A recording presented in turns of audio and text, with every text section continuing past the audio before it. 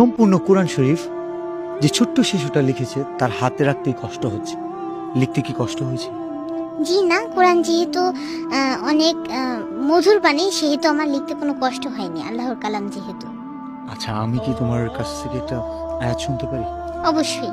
শোনাও, এটা আমাকে দাও।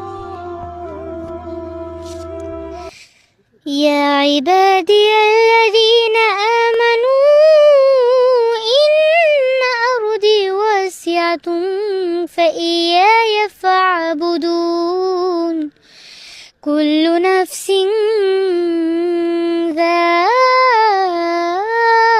ذائقة الموت كل نفس ذائقة الموت ثم إلينا ترجعون صدق الله العظيم। আমিন। আচ্ছা, কোরআন যে মধুর বাণী বললা, জি, তোমার কাছে কতটা মধুর একটু শোনাও। অনেকটা মধুর।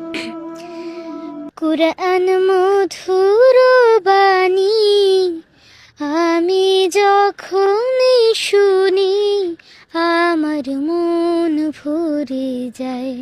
শোনো মুমিন মুসলমান, পড়ে দেখো না কুরআন, কত শান্তি পাওয়া যায়। কুরআন মধুর বাণী, প্রতিটি হরফে 10 নেকি আছে, আমলে জমা হয়।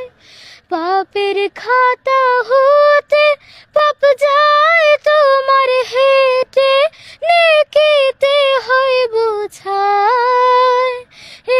এমন বরকতময় মেলে সবারই দাওয়ায়। শোনো মুমিন মুসলমান, পড়ে দেখো না কুরআন, কত শান্তি পাওয়া যায়। কুরআন মধুর বাণী।